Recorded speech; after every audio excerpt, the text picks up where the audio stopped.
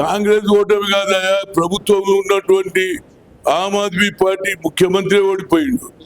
మేము మొదటి నుంచి కూడా చెప్తున్నాం కలిసి పనిచేద్దాము అని అన్నాము, కానీ ఆయన వినలే. ఎందుకంటే ఆయన లీకర్ స్కామ్లో ఇన్వాల్వ్ ఉన్నాడు, జైలుకు పోయి వచ్చిండు. వాళ్ళు కండిషన్ పెట్టిండ్రు, ఎవరు బీజేపీ వాళ్ళు. అమిత్ షా అన్నాడు, మీరు ఈసారి ఢిల్లీ ఎన్నికల్లో మీరు అలియన్స్ పెట్టుకుంటే నేను తప్పనిసరిగా నీకు శిక్ష ఇస్తావు, ఇంకో 20 ఏళ్ళు నువ్వు జైల్లో ఉంటావు అని చెప్పడంతో ఆయన ఎలక్షన్ డిక్లేర్ కాగానే అన్నాడు మేము ఎవరితోటి అలియన్స్ పెట్టుకోమన్నాడు. దాని పరిణామాన్ని దానికి ఇంటే ముందు అన్న హజారే కూడా అన్నాడు, ఏమన్నాడు, అవినీతిలో లీకర్ స్కామ్ వల్ల నష్టం జరిగింది, ఆయనకు అహంకారం కూడా వచ్చింది కాబట్టి 2 సార్లు గెలిపించిన అహంకారంతో మాట్లాడు, అందుకొచ్చే ఓటమి, అందుకొచ్చి ముఖ్యమంత్రి ఓడిపోయిందంటే ఇంతకంటే సిగ్గుచేటేమని ఉన్నదా? దానికి కొందరు బీఆర్ఎస్ నాయకులు రాహుల్ గాంధీ వల్లనే బీజేపీ వచ్చిందని, మేము మా జీవితాంతం బీజేపీతో, మీరన్నా బీజేపీతో సంబంధాలు పెట్టుకున్నాం. మేము ఎన్నడూ మా జీవితంలో బీజేపీ కానీ ఆర్ఎస్ఎస్ తోటి మాకు సంబంధాలు లేవు. మేము సెక్యులర్ సిద్ధాంతాన్ని, హిందూ ముస్లిం సిక్ ఇసాయి అందరం కలిసి పనిచేయాలనేది ఆనాడు మహాత్మా గాంధీ, పండిట్ జవహర్లాల్ నెహ్రూ, సర్దార్ వల్లభాయ్ తీసుకున్న నిర్ణయమే మేము కొనసాగిస్తున్నాం. ఓటమి కన్నా ఒప్పుకుంటాం కానీ సంజోత చెయ్యము, కలవము బీఆర్ఎస్ బీజేపీ బీఆర్ఎస్ తోటి అనేది మా ఉద్దేశం. అంతేకాకుండా అంబేద్కర్ను అవమానం చేసినటువంటి వారితో మేము ఎట్లా సంబంధాలు పెట్టుకుంటాం? అంబేద్కర్ రాజ్యాంగంలో అదేవిధంగా దేశ స్వాతంత్ర్యం తెచ్చినటువంటి షహీద్ భగత్ సింగ్ లకు కూడా అవమానం చేస్తే మేము ఎన్నడూ ఒప్పుకుంటాం? ప్రాణాలు త్యాగాలు చేసే ఈ దేశానికి స్వాతంత్రం తెచ్చింది ఎవరంటే కాంగ్రెస్ పార్టీ. వాళ్ళు భారతదేశం స్వాతంత్ర సమయంలో వారి పార్టీ లేదు, కేవలం ఇవాళ ఏదో అవకాశాలు వచ్చినాయని ఏదో నోటికి వచ్చినట్టు మాట్లాడు, స్వాతంత్రాన్ని అవమానం చేస్తారు. అదేవిధంగా బాబాసాహెబ్ అంబేద్కర్ రాసిన రాజ్యాంగాన్ని అవమానం, ఈ 2 ఇష్యూస్ కూడా ప్రజలలో తీసుకుపోవాలనేది నా ఉద్దేశం. ఏదైతే రేవంత్ రెడ్డి గారు చేసిన అభివృద్ధి కార్యక్రమాలు ప్రజల్లో, దాంతో పాటు బీజేపీ బీఆర్ఎస్ కూడా ఎండగట్టాలనేది నా ఉద్దేశం. రేపు తెలంగాణలో ఎక్కడ వేసిన గొంగడు అక్కడే ఉన్నా కానీ ఇప్పుడు మన ఢిల్లీ ఎలక్షన్స్ అప్పుడు పోయి ప్రచారం అంటే మేనిఫెస్టో ఎక్స్ప్లెయిన్ చేసుకుంటా జిమ్మదారు ఇస్తామంటూ ఎంతవరకు అట్లా ఇప్పుడు అక్కడికి వెళ్ళి ఇప్పుడు ప్రచారం చేశారు కదా ఇక్కడ నుంచి నాయకులు వెళ్ళి. అవునండి, ప్రచారం ఇప్పుడు తెలుగు ఏరియాలో మేము కూడా పోయినాము.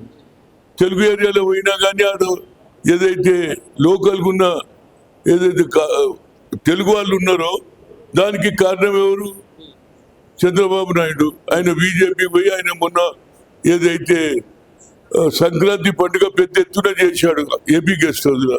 దానికంటే ముందు మొదటి నుంచి కూడా ఆయన ఏది ఆంధ్ర వాళ్ళు ఎక్కువ సంఖ్యలో ఉన్నారు కాబట్టి వాళ్ళకు లాభమైంది. ఇంకోటి ఏంటంటే అన్నిటికంటే తప్పేయడం జరిగిందంటే కేజ్రీవాల్ ఏదైతే లీకర్ స్కామ్లో కవిత మాటలిని స్కామ్ చేయడం, అది పెద్ద దెబ్బ తగిలింది. దాని తర్వాత వాళ్ళే కూడా చాలా ఆరోపణలు ఉన్నాయి అవినీతి, దానివల్ల వాళ్ళు ఓటమి జరిగింది. దానికి రాహుల్ గాంధీ ఎన్నడూ కూడా కలిసి పనిచేయడానికి రెడీగా ఉన్నాడు, కానీ అది ఎవరు కేజ్రీవాల్ ఒప్పుకోలేదు కాబట్టి దాని పరిణామం ఆయననే ఓడిపోయాడంటే ఇంతకంటే సిగ్గు చేయమని ఉన్నదా అనేది నా ఉద్దేశం. సార్ ఇప్పుడు రిజల్ట్స్ ఇంకా రాకముందే రాహుల్ గాంధీ గారు ఇక్కడ ఇది అవినీతి జరిగింది, రిగ్గింగ్ జరిగిందని మాట్లాడారు కదా, ఎంతవరకు ఏది ఇప్పుడు ఎలక్షన్స్ అంటే ఎవరు గెలిచారు ఎవరు ఓడిపోయారు అనే దానికన్నా ముందు కూడా మన రాహుల్ గాంధీ గారు ఒక ప్రెస్ మీట్ లో మాట్లాడడం జరిగింది కదా, అంటే ఇది అవినీతి రాహుల్ గాంధీ కేటీఆర్ గురించి ఎప్పుడో చెప్తున్నాడు అవినీతి జరిగింది కాబట్టి ఇక్కడ ఓడిపోయిండ్రు. అది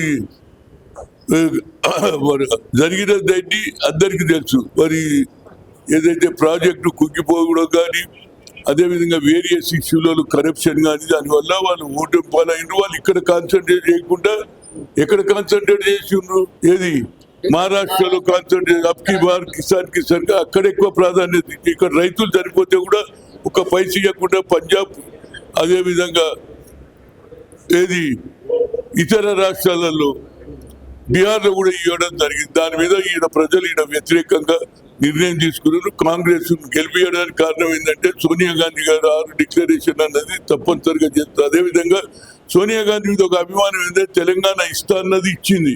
ఆమెకు తెలుసు ఆంధ్రలో వ్యతిరేకత వచ్చిన ఇంతమంది చనిపోతుందని కనికరంతో ఇచ్చింది కాబట్టి ఆమె నమ్మకంతో అంచెలంచెలుగా అన్ని ఇప్పుడు కొన్ని చేసిన ప్రజలు మాకు 5 ఏళ్ళ అవకాశం ఇచ్చిన అన్ని కూడా మేము పూర్తి చేస్తాం. కులగణ తర్వాత కూడా రేపు జరగబోయే లోకల్ బాడీ ఎన్నికల్లో 42% ఏదైతే కామారెడ్డిలో డిక్లరేషన్ సిద్ధరామయ్య సమక్షంలో అయింది రేవంత్ రెడ్డి గారు, దానికి నేను ఏమంటున్నంటే మా జనాభా ఎక్కువ ఉన్నది, దానికి సెపరేట్ బడ్జెట్ పెంచాలి, అదేవిధంగా బీసీ సప్లైన్ కావాలని కోరుతున్నాం. ఇప్పుడు దాని గురించి ఎట్లయింది ఏం కథ, 42 ఇస్తా అంటుండు, తప్పనిసరిగా రేపు లోకల్ బాడీలో సర్పంచులు మండల అధ్యక్షులు తీసుకొని రాజకీయంగా ఎదిగితే తప్పనిసరిగా ఫ్యూచర్లో తప్పనిసరిగా కాంగ్రెస్ కు భవిష్యత్తు ఉంటుంది, వాళ్ళకు కూడా బీసీలకు భవిష్యత్తు ఉంటుంది అని చెప్తుంది. Thank you. ఇప్పుడు దేశ రాజధాని ఢిల్లీలో మరి కాంగ్రెస్ అంతా లేదు కాబట్టి మరి కాంగ్రెస్ పార్టీ భవిష్యత్తు ఎలా ఉండబోతుంది అంటున్నారు? భవిష్యత్తు ఇప్పుడు ఎవరు చెప్తాడు? నువ్వు నేను చెప్పు, నీ భవిష్యత్తు నేను చెప్పలేను. భవిష్యత్తు అంటే